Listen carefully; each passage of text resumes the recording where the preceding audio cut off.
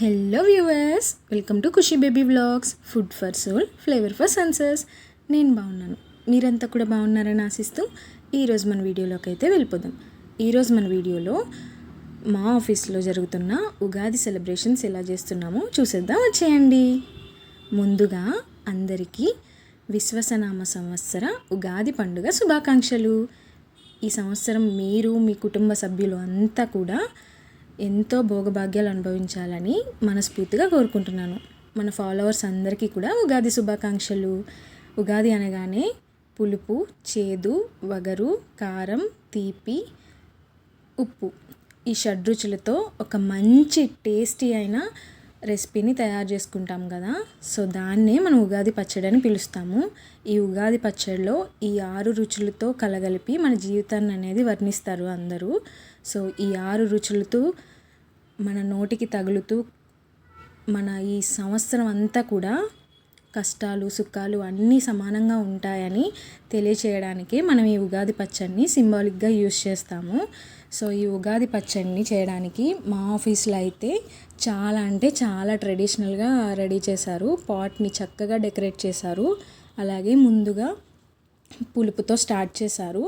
ఒక్కొక్కరు ఒక్కొక్క ఇంగ్రీడియంట్ని యాడ్ చేస్తూ మంచిగా ఈ ఉగాది పచ్చడి అనేది రెడీ చేయడం స్టార్ట్ చేశారనమాట.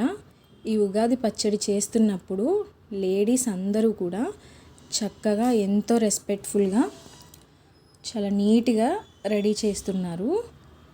మా ఆఫీస్లో ఎవ్రీ ఈవెంట్ని ప్రతిసారి మంచిగా చేస్తారు మా హెచ్ఆర్ వాళ్ళు.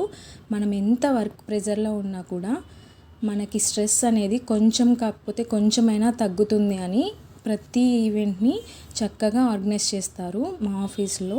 అలాగే అందరి ఆఫీసెస్లో కూడా ఇలానే ఈవెంట్స్ సెలబ్రేట్ చేస్తారా లేదా నాకు కామెంట్ రూపంలో తెలియచేయండి.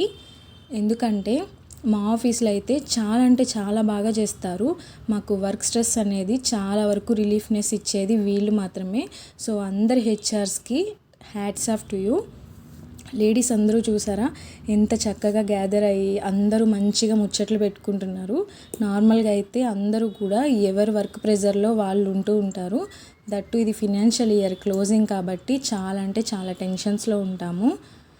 కానీ ఈ సందర్భంలో అందరూ ఇక్కడికి వచ్చి చక్కగా గ్యాదర్ అయ్యి నవ్వుకుంటూ మంచిగా మాట్లాడుకుంటున్నారు. తినేమో బనానా తీసుకొని వస్తే దాన్ని తింటూ ఉందన్నమాట.